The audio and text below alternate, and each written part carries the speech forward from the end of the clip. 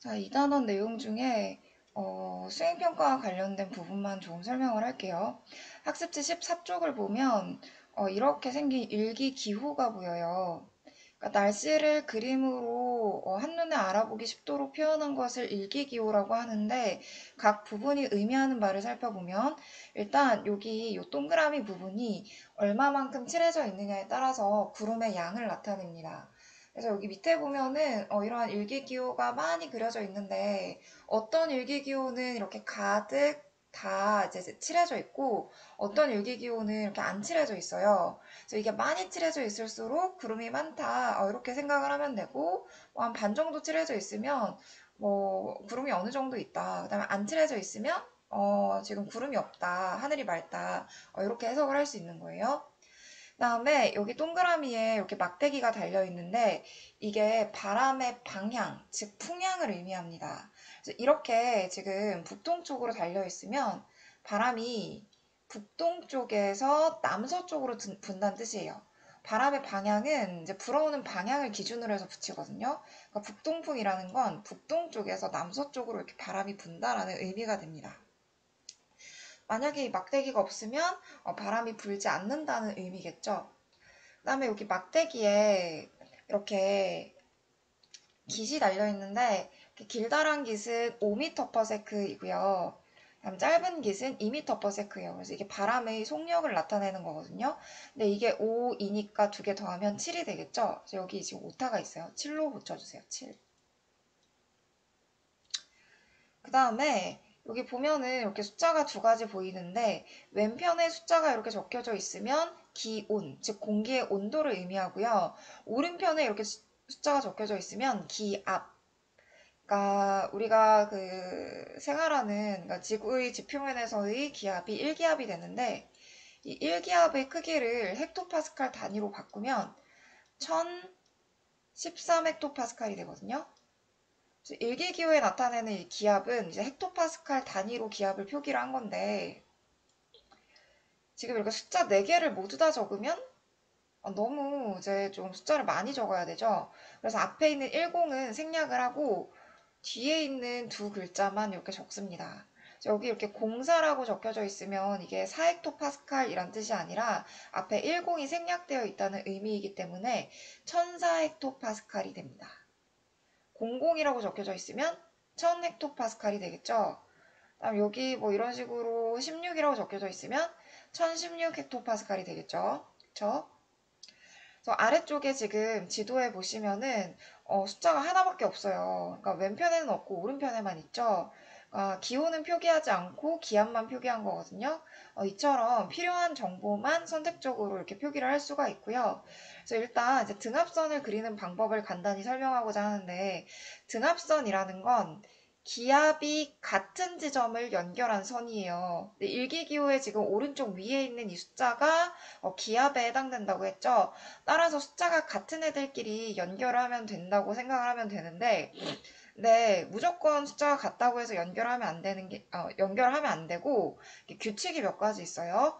어떤 규칙들이 있냐면, 일단 이제 등압선은, 같은 기압들끼리 연결을 해야 되고, 그 다음에 끊어지면 안 되고요. 끊어지면 안 되고, 그 다음에 서로 겹치면 안 돼요. 그리고 풍향을 따라 연결하는 게 규칙입니다. 그러니까 바람의 방향을 따라 연결을 해야 돼요. 이게 무슨 얘기인지 한번 직접 그려보면서 설명을 하면요. 여기 보면은 지금 위에도 1008헥토파스칼인 지점들이 보이고 여기 중간 부분에도 1008헥토파스칼인 지점들이 보여요. 근데 지금 바람의 방향을 보시면요. 여기 위에 있는 애들은 이쪽 방향으로 지금 바람이 불고 있어요. 근데 아래쪽에 있는 애들은 이쪽 방향으로 바람이 불고 있죠. 바람의 방향이 다르죠. 이게 왜 그런 거냐면 다른 기압의 중심을 공유해서 그렇거든요.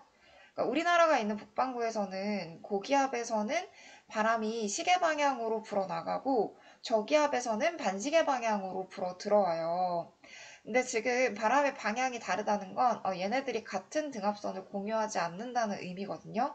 따라서 어떻게 연결하라는 거냐면 풍향을 따라, 즉 막대기의 방향을 따라 이렇게 1800헥토파스칼인 지점들을 이렇게 위에 3개를 연결해주면 되고요. 얘네들은 똑같이 지금 반시계 방향으로 불고 있죠. 그 다음에 여기 지금 여기까지만 일기기호가 있다고 해서 여기까지만 딱 그리면 되는 게 아니고 지도 밖에 지점에도 이제 1800헥토파스칼인 지점이 있을 거기 때문에 그 지점과 연결한다는 생각으로 끝까지 그려야 합니다.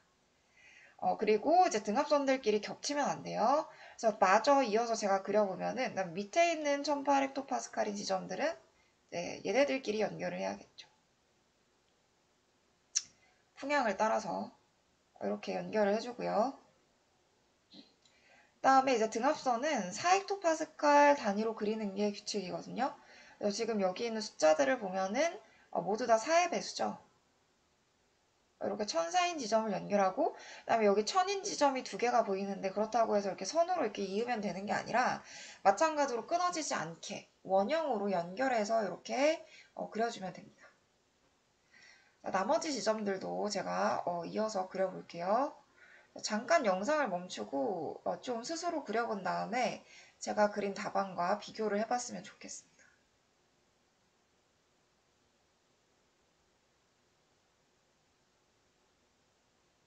이렇게 그릴 수 있겠죠. 이렇게.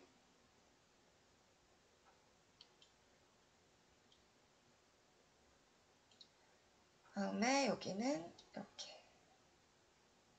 마찬가지로 중간에서 멈추는 게 아니라 지도의 끝까지 연결해야 된다. 여기도 이렇게 연결할 수 있겠죠. 자, 지금 마우스로 그리는 거라 정교하진 않은데 다음에 여기도 이렇게 연결할 수 있겠죠. 그렇죠? 다음에 여기 이제 08이 하나가 남았다고 해서 그냥 두면 되는 게 아니라 마찬가지로 얘도 지도 밖에 1800헥토파스칼인 지점이 있을 거기 때문에 이렇게 연결해 줘야 돼요. 자, 이렇게 모두 연결하고 나면 이제 등압선의 중심이 보일 거예요. 지금 여기 중심이 있고 여기에 있죠. 그쵸? 뭐 크게 보면 여기도 중심으로 볼 수 있고요. 이렇게 보이는데 이 지점들이 지금 이제 고기압인지 저기압인지를 판단해서 표기를 해줘야 되거든요. 그래서 고기압은 일단 이제 어떻게 판단을 하냐면 주변 지역보다 기압이 높으면 고기압이라고 해요. 그럼 저기압은 주변 지역보다 기압이 낮으면 저기압이라고 하겠죠. 표기를 할 때에는 한글로 이렇게 고, 저라고 표기를 하거나 혹은 알파벳의 앞자를 따서 하이의 앞자를 따서 H, 로우의 앞자를 따서 L 이렇게 표기를 합니다. 그래서 한번 표기를 해보면요. 일단 지금 이 왼편에 있는 기압의 중심부터 보면 얘는 지금 1000헥토파스칼인 지점을 연결한 건데 얘에서 멀어질수록 1004, 1008, 1012 점점 기압이 높아지고 있죠. 즉 여기 중심은 주변 지역보다 기압이 낮은 지역이라는 의미죠. 따라서 여기 가운데다가는 저 혹은 알파벳 L, low라고 이렇게 표기를 해줘야 되는 거예요. 그다음에 여기 오른편은 보시면 지금 여기가 지금 1020 헥토파스칼인 지점들인데 1016, 1012, 1008 지금 점점 기압에서 멀어질수록 기압이 낮아지죠. 그쵸? 따라서 여기는 주변 지역보다 기압이 높으므로 고기압이 되겠죠. 그래서 고기압은 이제 글씨를 이제 파란색으로 나타내고 왜냐면 주변 지역보다 온도가 낮은 지역에서 고기압이 형성되는 경우가 많아서요. 이렇게 파란색으로 나타내고요. 저기압은 이제 빨간색으로 이렇게 나타낸다. 라고 이제 참고로 알아두시면 되겠습니다. 그래서 이렇게 표기를 하면 돼요. 근데 이제 가끔 가다가 이제 어떤 부분들을 헷갈려 하냐면 여기 1000 다음에 여기가 이렇게 1000헥토파스칼이에요. 1000이에요.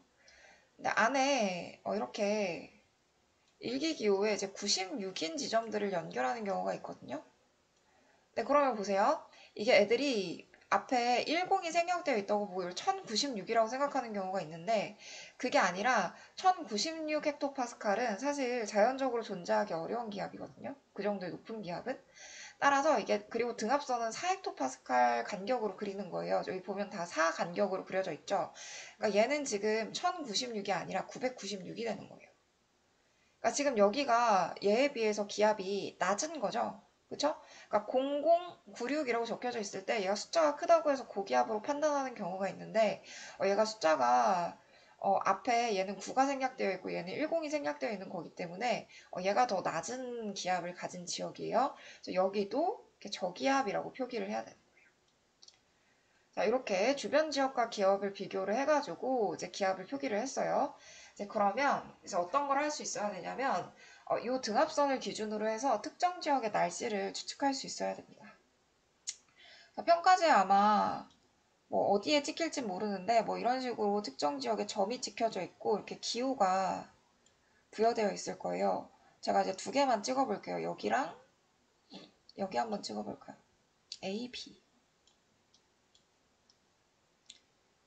그래서 각 지역의 날씨를 좀 해석을 해볼까 하는데 A 지역은 지금 어떤 지역이냐면 저기압의 근처이죠.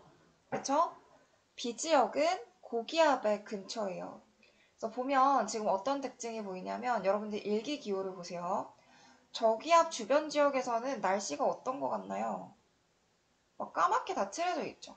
구름이 많이 끼고 흐려요, 날씨가. 근데 고기압 주변의 지역들을 보세요. 어때요? 일기기후가 거의 칠해져 있지 않죠? 그러니까 구름이 거의 없고 맑은 날씨가 보이는 게 특징이거든요. 그리고 당연히 이제 구름이 껴있는 이제 저기압의 영향을 받는 지역들이 비가 올 확률도 더 높겠죠. 그쵸? 그래서 A 지역의 날씨를 해석을 하면 어떻게 해석을 할 수 있냐면 저기압의 근처에 있기 때문에 구름이 많이 끼고 비가 올 확률이 높다 이렇게 해석을 할 수 있는 거고요. 그다음에 B 지역의 날씨를 한번 해석을 해보면 고기압 주변에 있기 때문에 비교적 날씨가 맑고 강수 확률이 적다. 이렇게 해석을 할 수 있는 거예요. 그래서 고기압의 중심에서는 하강 기류가 만들어지고 저기압의 중심에서는 상승 기류가 만들어지거든요. 공기가 위로 상승하면 기본적으로 구름이 생성될 확률이 높아집니다. 그래서 저기압의 영향을 받으면 날씨가 흐리고 비가 올 확률이 높아지고 고기압의 영향을 받으면 반대가 된다. 이렇게 기억을 하시면 되고요. 그 다음에 어떤 걸 해석을 할 수 있어야 되냐면 지금 이 지역에 계절이 어느 계절인가를 해석할 수 있어야 돼요. 이제 그걸 아려면 당연히 여러분들이 이제 계절별 일기도의 특징을 알아야겠죠. 그래서 보면은 지금 학습지 16페이지, 즉 마지막 페이지에 보면은 계절별 일기도가 나와 있어요. 그래서 순서대로 여기가 봄, 그다음 여름, 여기가 가을, 여기가 겨울이거든요. 그럼 일기도를 봤을 때 이게 어느 계절인지를 어떻게 아느냐, 지금부터 판단 기준을 설명을 드리면요. 일단 숫자의 크기를 비교를 해볼게요. 기압의 크기. 절대적인 기압의 크기를 비교를 했을 때 봄하고 가을은 어떻냐면 여름보다는 높고 겨울보다는 작죠. 그러니까 우리가 1기압이 1014헥토파스칼이라고 제가 얘기를 했는데 이 1014헥토파스칼과 거의 흡사해요. 평균을 내면. 저 지금 봄의 경우는 1024에서 뭐 낮은 지역은 1000까지 있죠. 평균 내면 1012가 되죠. 그러니까 거의 1기압 정도 되죠. 가을도 마찬가지로 거의 1기압 정도 되거든요. 그러니까 중간 정도의 기압의 크기를 보여요. 여름을 보면 지금 봄, 가을에 비해서 상당히 기압이 낮다는 걸 알 수 있습니다. 막 992헥토파스칼도 보이고요. 막 고기압의 중심도 1016헥토파스칼밖에 되지 않아요. 그쵸? 전체적으로 기압의 크기가 작은 특징을 보이고 겨울의 경우는 전체적으로 크죠. 막 고기압의 중심은 1052헥토파스칼이나 돼요. 그쵸? 1기압이 1013인데 이게 왜 그런 거냐면 이제 온도의 차이 때문에 그런 건데요. 여러분들이 모두 알고 있다시피 이제 봄하고 가을은 날씨가 좀 이제 중간 정도의 온도이고 여름은 덥고 겨울은 춥잖아요. 근데 이제 공기의 온도가 높아지면 높아질수록 어떤 특징을 보이냐면 공기 입자들의 움직임이 활발해지기 때문에 입자 사이의 거리가 멀어지죠. 그러니까 공기의 밀도가 감소하죠. 그러면 이제 공기 입자수 자체가 적으니까 같은 부피 안에 있는 공기 입자수 자체가 적기 때문에 이런 경우에는 공기가 누르는 힘인 기압의 크기도 당연히 줄어들 수밖에 없는 거예요. 근데 이제 겨울은 공기들이 빽빽하게 모여 있겠죠, 상대적으로. 그래서 기압이 커질 수밖에 없습니다. 그래서 절대적인 기압의 크기를 보고 어느 정도 판단할 수 있고요. 그 다음에 이제 여름하고 겨울과 같은 경우는 특징적인 기압 배치를 보여요. 이게 왜 그런 거냐면 우리나라가 지금 여기에 있는데 우리나라를 기준으로 해서 이렇게 선을 그어보면 이쪽은 대륙이고 이쪽은 바다예요. 그쵸? 이러한 우리나라의 지리적인 특징 때문에 여름하고 겨울에는 계절풍이 불게 되는데요. 어느 방향으로 보냐면 이제 여름은 여러분들이 아시다시피 낮이 밤보다 길어요. 그러니까 가열되는 시간이 길죠. 근데 똑같은 시간 동안 가열이 되었을 때 누가 더 온도가 빨리 올라가냐면 육지가 더 빨리 올라가요. 2학년 때 배웠죠. 연료량의 차이 때문에 육지는 조금만 열을 줘도 바다보다 더 온도가 많이 높아지거든요. 그래서 온도가 높아지는 육지 쪽에 저기압이 형성이 되고요. 상대적으로 이제 주변 지역보다 온도가 높으면 공기 입자 사이에 거리가 멀어지게 되고 그럼 저기압이 형성될 확률이 높겠죠. 그래서 여기에 저기압이 형성되고 상대적으로 온도가 낮은 바다 쪽에 고기압이 형성됩니다. 그래서 전체적으로 일기도의 기압 배치를 보면요. 남쪽에 이렇게 고기압이 위치하게 되고요. 북쪽에 저기압이 위치해 있게 돼요. 이러한 기압 배치를 뭐라고 부르냐면 남쪽에 고기압, 북쪽에 저기압이라고 해서 남고-북저형 기압 배치라고 합니다. 그러니까 남고-북저형 기압 배치를 보이는 게 여름의 특징이에요. 반면에 이제 겨울은 반대겠죠. 낮보다 밤이 더 길어요. 그쵸? 그렇기 때문에 식는 시간이 더 긴데 누가 더 빨리 식냐면 대륙이 더 빨리 식어요. 해양보다.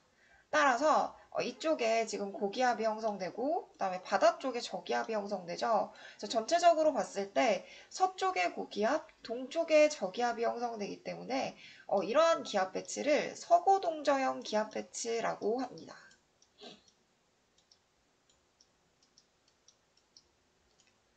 그래서 전체적으로 봤는데 기압의 크기가 작고 남고 북저형을 보여요. 그러면 얘는 여름이구나 이렇게 판단할 수 있는 거고요. 봤는데 이제 전체적으로 기압의 크기가 크고 서고 동저형이에요. 그러면 지금 이 계절은 겨울이구나 이렇게 판단할 수 있는 거예요. 근데 그러면 봄, 가을은 어떻게 판단을 하느냐? 사실 봄, 가을은 명확하게 구분하기가 어렵거든요. 일기도만 보고서는. 근데 이제 어떤 차이가 있는지를 간단히 설명을 드리면 이제 봄하고 가을은 낮과 밤의 길이가 비슷하기 때문에 사실 특정 방향으로 계절풍이 불지 않아요.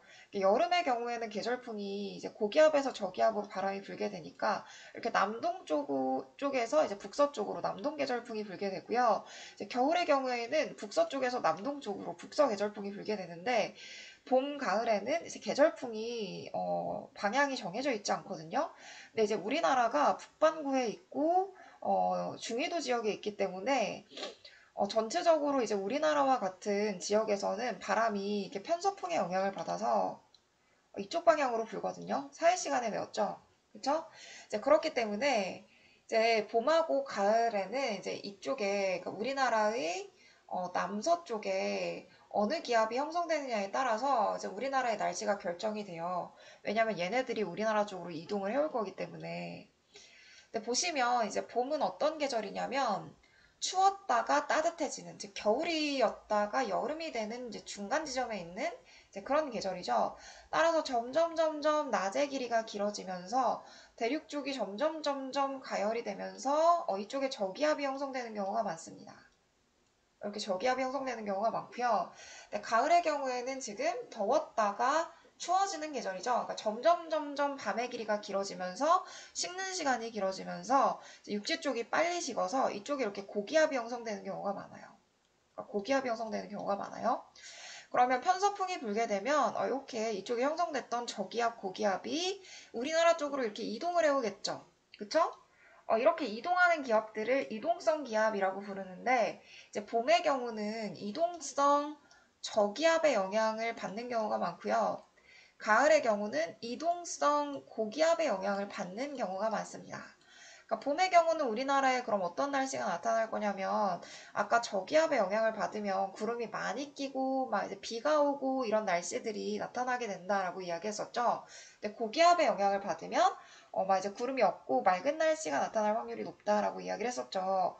그래서 봄철의 날씨가 어떻냐면 막 비가 왔다가 뭐 며칠은 또 맑았다가 근데 또 금세 또 흐려졌다가 그러니까 이런 이제 변덕스러운 날씨들이 반복되는 게 특징이고요. 이제 가을은 이제 상대적으로 봄보다는 좀 맑은 날이 많아요.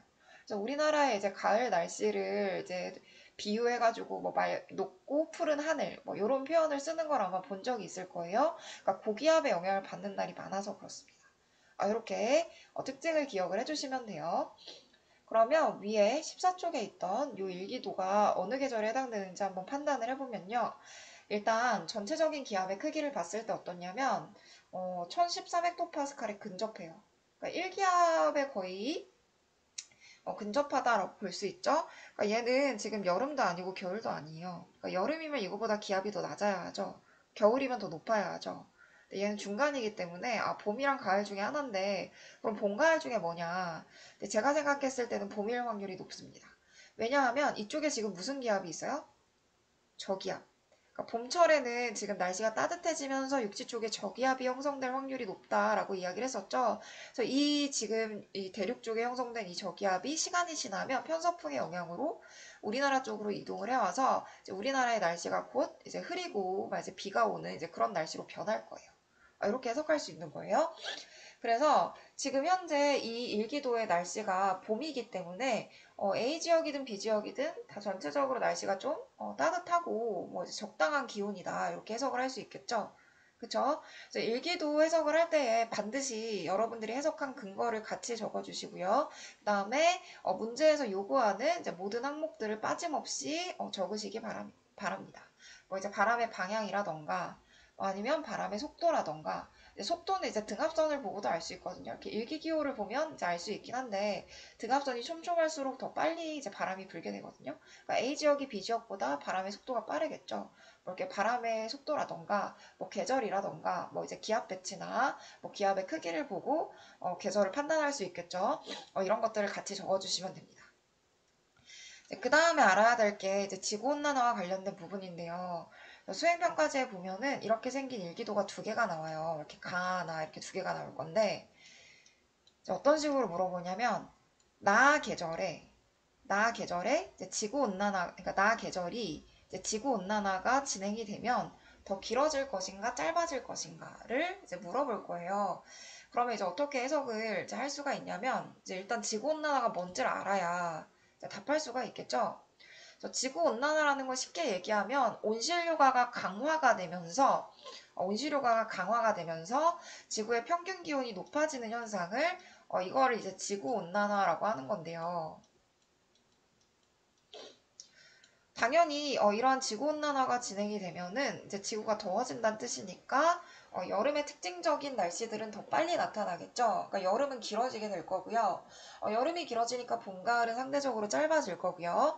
그다음에 겨울의 경우는 이제 온도가 높아지니까 짧아진다라고 해석을 할 수도 있고, 뭐 혹은 이제 북쪽에 있는 이제 찬 기단들이 더 잘 내려오게 돼서 길어질 수도 있다 이렇게 해석을 할 수도 있거든요.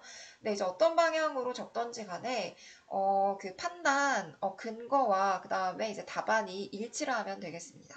그러니까 예를 들어서 내가 겨울이 길어진다고 판단을 했다면 이제 지구 온난화의 진행으로 뭐 이제 빙하가 녹으면서 찬 기단이 이제 중위도 지역까지 많이 내려오게 되면서 겨울은 오히려 길어질 것이다. 이렇게 적거나 뭐 혹은 짧아진다라고 판단을 했다면 지구의 연평균 기온이 높아지면서 추운 계절인 겨울은 짧아질 것이다. 이렇게 근거와 결론이 일치하게끔 여러분들의 생각을 서술하면 되겠습니다.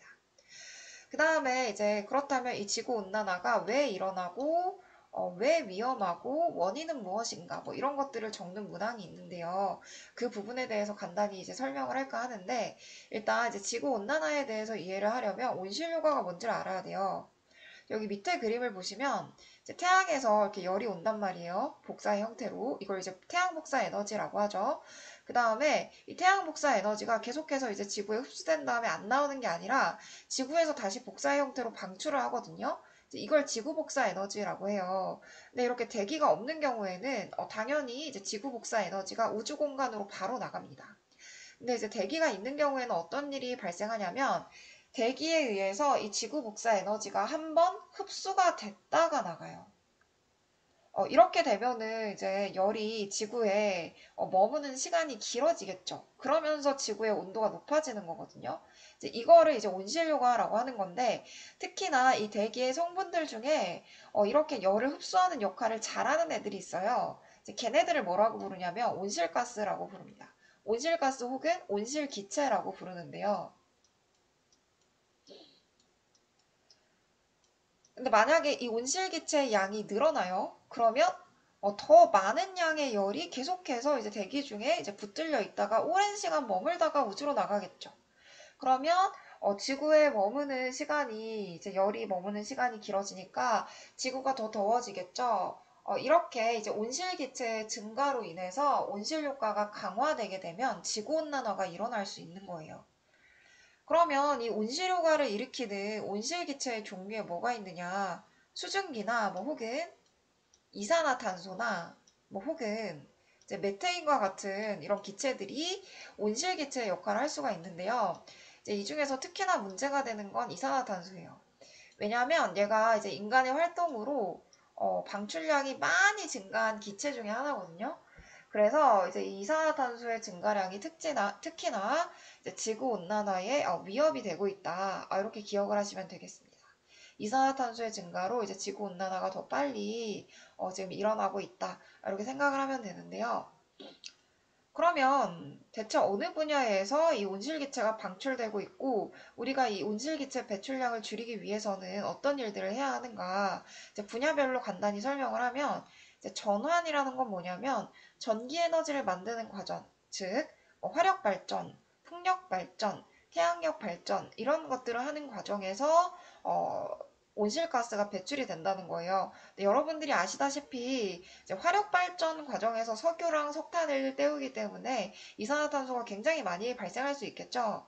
그래서 이제 화력 발전을 좀 줄이고 뭐 태양력이나 풍력과 같이 이제 온실가스 배출이 좀 덜 되는 이제 그런 친환경적인 이제 발전 방법을 사용하는 게 온실가스 감축에 이제 큰 도움이 될 수 있겠죠. 그쵸? 그 다음에 이제 물건을 너무 만드는 과정에서도 온실가스가 배출이 돼요. 그러니까 뭐 이제 산업체들한테 여러 가지 규제를 건다던가, 뭐 혹은 물건의 생산량을 이제 최소화 이제 한다던가, 필요한 만큼만 만든다던가, 뭐 이런 것들이 온실가스를 이제 배출하는데 좀 그 배출량을 줄이는데 도움이 될 수 있겠고요. 그다음에 이제 수송 분야는 뭐냐면 이제 말 그대로 이제 수송, 그러니까 자동차나 뭐 비행기, 뭐 이런 운송수단에서 발생하는 온실가스를 얘기하는 건데요. 당연히 휘발유를 사용해가지고 이제 자동차를 이제 운영하는 것보다 뭐 전기 자동차나 수소 자동차와 같은 것들을 활용을 하면 이산화가스와 같은 온실가스 배출량을 줄일 수 있는 그런 방법이 되겠고요. 그 다음에 단열이 잘 되는, 그러니까 냉난방 효율이 높은 건물을 짓는 것도 온실가스 감축을 위해서 도움이 될 거고요. 그 다음에 이제 가축이 끼는 방귀에 다량의 메테인 가스가 포함되어 있다고 하거든요. 그러니까 고기의 섭취량을 줄이거나 혹은 뭐 외국에서 막 이제 그 음식물을 수입을 해오기보다는 우리나라 음식, 즉 로컬 푸드를 많이 먹는 것, 이런 것들도 온실가스 배출을 줄이는 데 도움이 되겠습니다. 그다음에 폐기물을 처리하는 과정에서도 온실가스가 배출이 돼요. 따라서 이제 분리수거를 철저히 하고 이제 폐기물을 줄이는 것, 이런 것들도 온실가스 감축을 위한 방법이 될 수 있겠습니다. 그래서 이렇게 뭐 온실가스 감축을 위해서 할 수 있는 일, 그러니까 뭐 개인의 수준에서 할 수 있는 일뿐만 아니라 뭐 국가나 뭐 산업체의 수준에서 할 수 있는 일들을 이렇게 한번 적어보면은 좀 도움이 될 것 같아요. 그래서 이렇게 온실기체 감축을 위해서 내가 할 수 있는 일에 대해서 반드시 고민을 한번 해보시고요. 그 다음에 이제 그렇다면 왜 우리가 이러한 노력을 해야 할까? 지구온난화가 진행되면 어떤 위험이 있길래 이제 간단히 얘기를 하면 일단 직관적으로 알 수 있는 건 빙하가 많이 녹고 있죠. 그래서 이제 해수면이 상승하면서 이제 여러 육지들이 물에 잠기면서 막 이제 뭐 키리바시나 투발루아 같은 나라들은 이제 아예 막 이제 생활하는 공간들이 잠겨가지고 막 기후 난민이 되는 이제 이런 문제들이 발생하고 있고요. 또 이제 지구 온난화가 진행이 되면 이제 아무래도 지구에 머무는 열이 많아지면서 기상재해들이 증가하게 돼요. 이제 태풍이 막 자주 발생한다거나 뭐 산불이 발생한다거나 뭐 이제 가뭄이나 뭐 이런 여러 가지 기상재해들 있죠. 이런 기상재해의 발생 빈도가 이제 많이 높아진다. 그래서 이제 인간에게 많은 피해를 주게 된다. 이렇게 생각을 하시면 되고요. 당연히 기온이 올라가면서 생태계에도 변화가 생깁니다. 그래서 막 우리나라의 제주도 지역에 막 열대지방에서나 볼 수 있는 뭐 산호가 관찰되는 등 뭐 이런 여러 가지 변화가 나타나고 있어요. 그래서 생태계 다양성이 감소하면서 이것도 이제 인간에게 피해를 줄 수 있겠죠. 이제 이런 부분 때문에 이제 지구 온난화는 이제 진행이 되지 않도록 우리가 좀 방지를 해야 되고, 그래서 온실가스 감축을 위해서 나부터 노력을 해야 된다. 이렇게 기억을 하시면 되겠습니다. 그래서 수행평가를 보는데 필요한 내용은 이 정도면 충분하고요. 자, 나머지 좀 지필평가를 보는데 필요한 부분은 이제 수업 시간이나 쉬는 시간을 통해서 보충될 수 있도록 하겠습니다. 그래서 제가 알려드린 이제 제 번호나 뭐 혹은 제 자리로 이제 학교에 등교를 했을 때 찾아와서 모르는 부분에 대해서 질문을 하고, 반드시 화요일 날 점심시간에는 이 평가를 봐야 되거든요. 수행평가를 봐야 제가 늦지 않게 성적 처리를 할 수 있어서 좀 늦은 시기에 전학을 와가지고 부담이 될 것 같긴 한데, 주말 동안 좀 충분히 공부를 한 다음에 화요일날 점심시간에 모르는 거 좀 월요일날 이렇게 저한테 좀 질문을 하고 화요일날 볼 수 있도록 이렇게 준비를 해왔으면 좋겠습니다. 영상 마치겠습니다. 듣느라 고생했어요.